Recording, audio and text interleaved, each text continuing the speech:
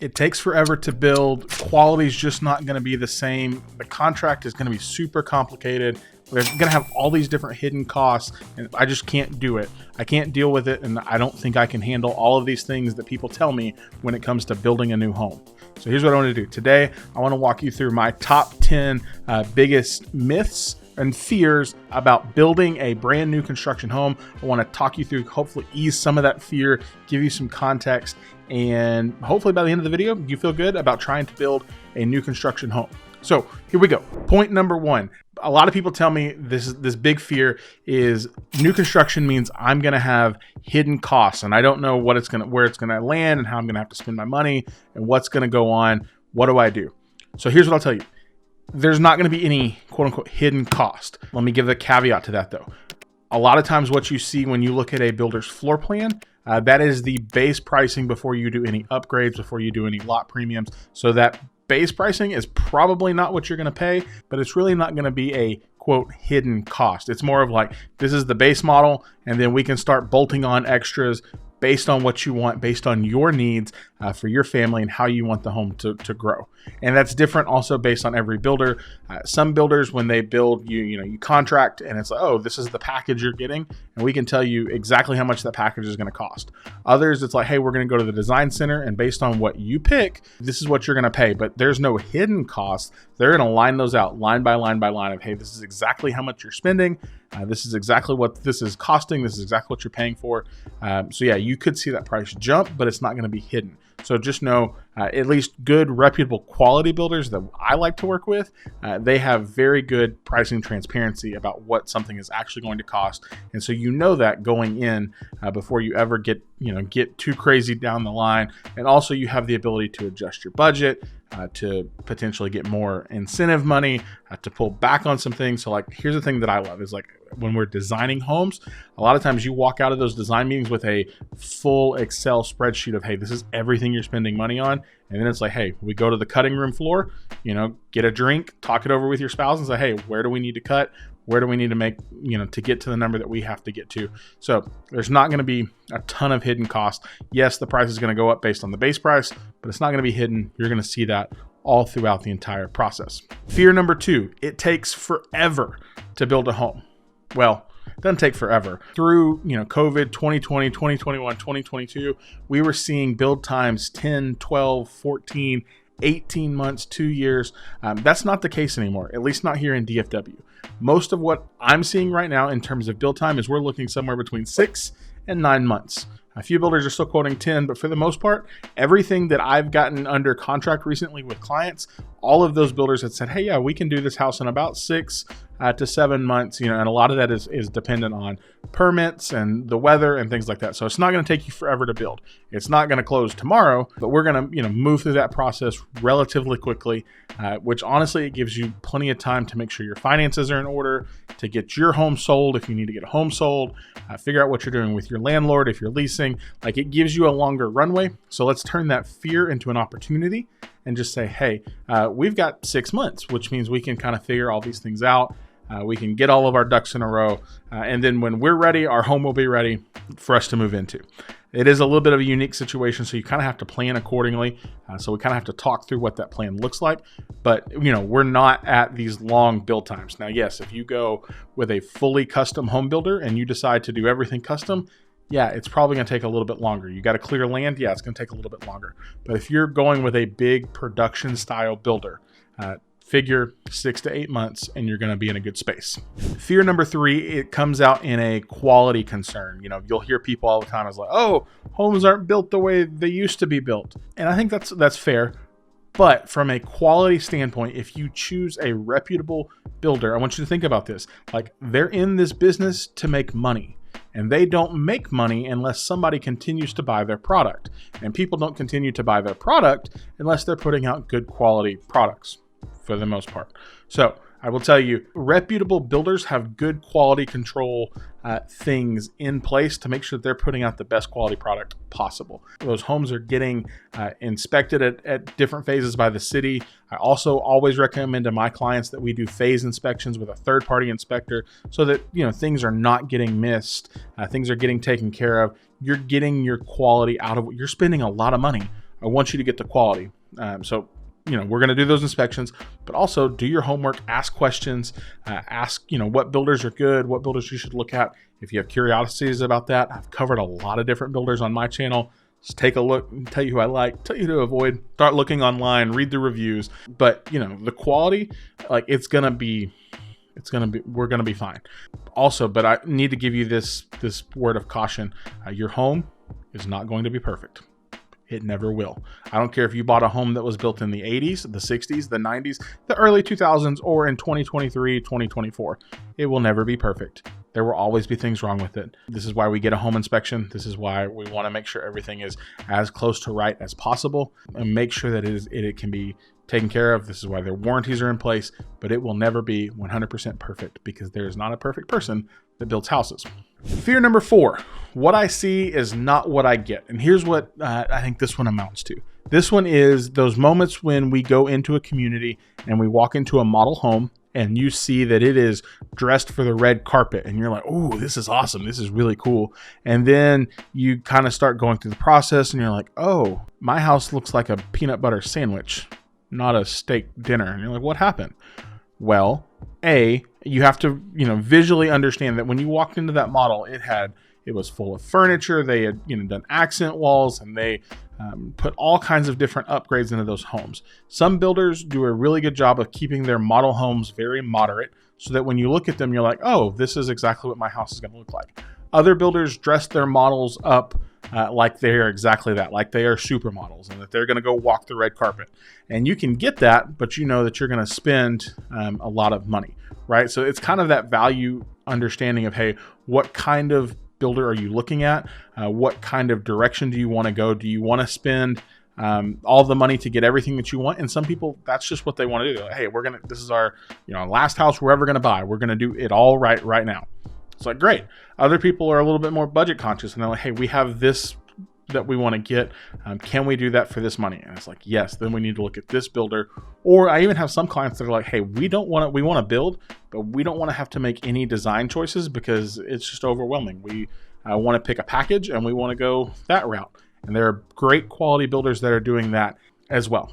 The good thing is, and I'm going to say this again later in the video, is like you are getting a good blank quality canvas to customize and make your own. There are things that I always tell you, yes, you should spend the money to do that now. Anything that changes the structure, spend that money because you can't change that later. Other things that are a little bit more cosmetic, it's like, well, we probably shouldn't do that. So just be mindful. Hey, what you see is, you're going to see it dressed up really nice and you can get that. Just know that you're going to have to spend the money to get there, or you're going to have to get creative and take a little bit other options to make that happen for you. Fear number 5, people will tell you don't buy new construction because there is limited resale value. So here's the thing on this. If you are buying on the, in the middle of a massive development and you're competing against a builder and you're going to try and sell that home in 6 months to a year or less or more, yeah, you're going to struggle on the resale side of that because let's be honest, the builder gave you good incentives. They're going to continue to give people good incentives. So you're going to be fighting against that, right? But if you buy in, let's say you buy in phase 1 of a community and you live there and you enjoy the home and then you sell it 5 to 6 years down the road, the builder's not building anymore. They built 3 more phases. You're going to do really well on that home. Like the resale value is going to do really good. Also, think about the things that sell people on homes. What do they notice? Kitchens, flooring, bathrooms, right? What do a lot of builders do really well when you build a home? Kitchen, flooring, bathrooms. So you're going to have that modern kitchen that everybody wants, those big countertops and the white cabinets. You can do all of those things, and that's not going to hurt your resale value. Here in DFW, on average, this is average, on average right now, we're seeing about a 4% year over year increase in value of homes. New construction in DFW in the right spaces is seeing a little bit higher uptick at like 4.5 to 6% appreciation year over year. So if I'm trying to tell you, you're going to do well on the resale side if you're not trying to like sell it within a year. If you're trying to get in and get out quickly, you're not going to do well. If you're going to try to get in, live in it, and let the home appreciate, you're going to do really well, especially if those neighborhoods are continuing to be built out over those phases, because those builders, their pricing is going up. So if you're first and you've got a ton of equity, you've got a little bit of room to compete. You just have to get a little bit creative. So the value is there. As we go on to point number 6, I just want to tell you, my name is Zach. I sell real estate here in the DFW market. My specialty is new construction. I love helping people get into new homes, whether they're building from the ground up with the builder or we're grabbing something off of their inventory. Those are what I specialize in. Of course, I do all the other resales and listings. All of those things are what we do. But my team and me, we do a ton of new construction sales. So if you're looking to buy a new home here in DFW, or you're relocating into DFW and looking at a new home, my team and I, we would love to help you. My contact information right at the bottom of this video. Reach out if you have questions, and we'll make it happen for you. Point 6, complicated contracts. Now, it's no surprise that every builder has their own contract, because they all have their own legal teams. They all have their own lawyers that have looked at those contracts and put them all together. Pro tip, you're not going to get to take anything out of that contract. Like if you go look at a builder's contract and you're like, yeah, I don't like this point, they're going to tell you, too bad, so sad. This is our contract, take it or leave it. So here's what I'll tell you. Make sure you read it. Make sure you understand. A lot of that contract language is built for the protection of both the buyer and the builder. Leans toward the builder side. It's very clearly laid out of like, hey, here's the steps of arbitration. Here's what happens if something goes wrong. Here's how we can fall suit. Like, just read it. Please just like read the contract. Yes, it's a lot of language. It's a lot of words. Read the contract. Have your attorney review it if you want to have an attorney review it. Also, this is the point where I'd also tell you, this is why it's important to have a realtor that reads those contracts and like knows what to tell you to look for in those new construction contracts, because they're a little bit different than a traditional resale. So just read through it, ask questions. The sales counselor is going to help you. Your realtor is going to help you. Like, just read through it, ask the questions, and try and remove that fear.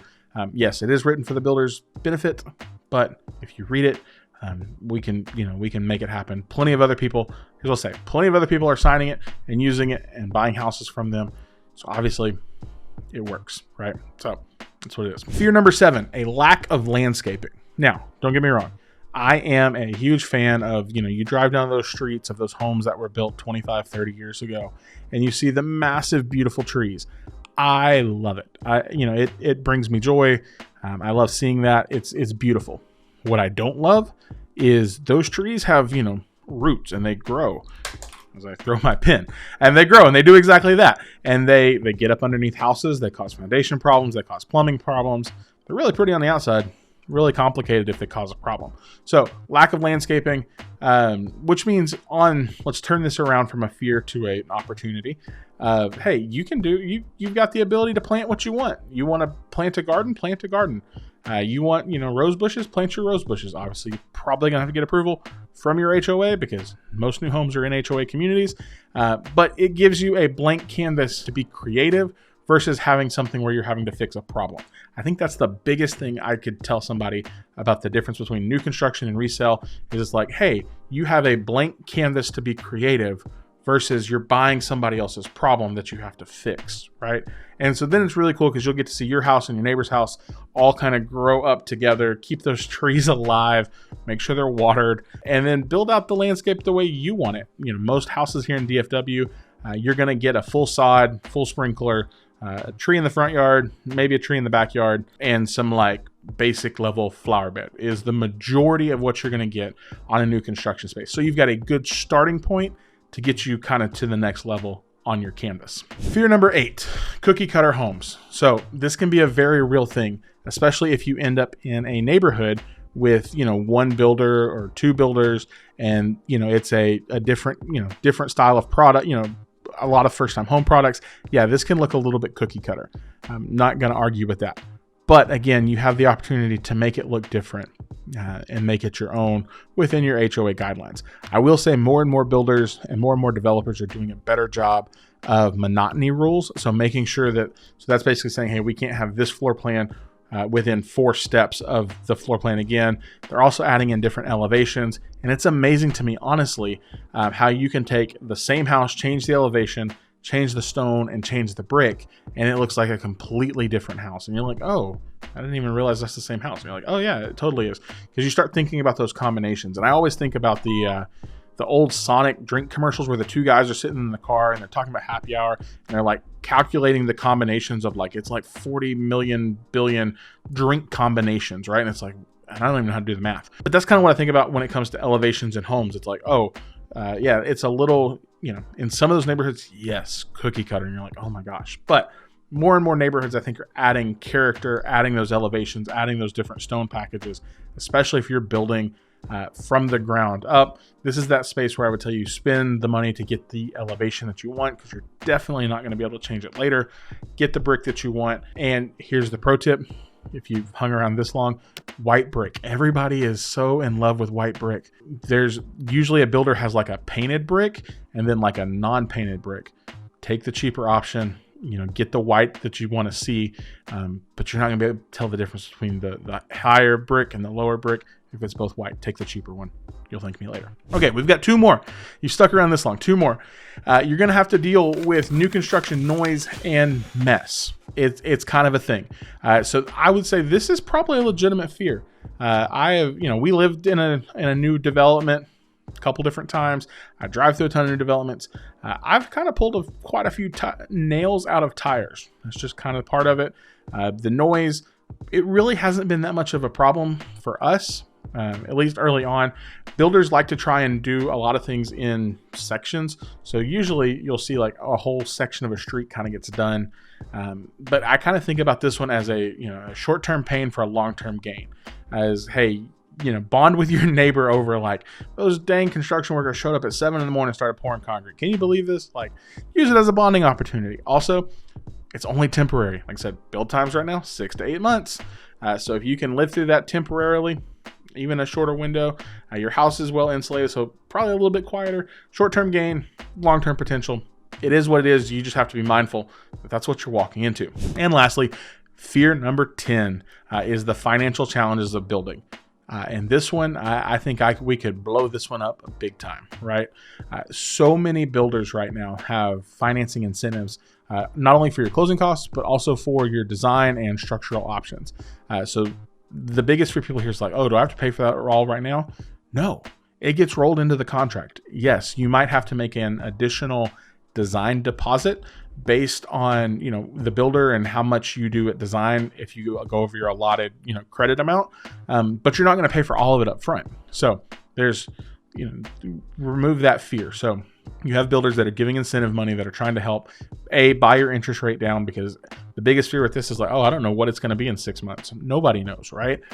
So you have builders giving closing cost credits to buy those rates down, and giving design credits to help get you design the home that you want. And those design credits, they go really far. Like, you can get a good ways down the road with a lot of these builders based on the incentives they're giving you. Usually I would tell people, take your base price and figure probably 12 to 15% roughly.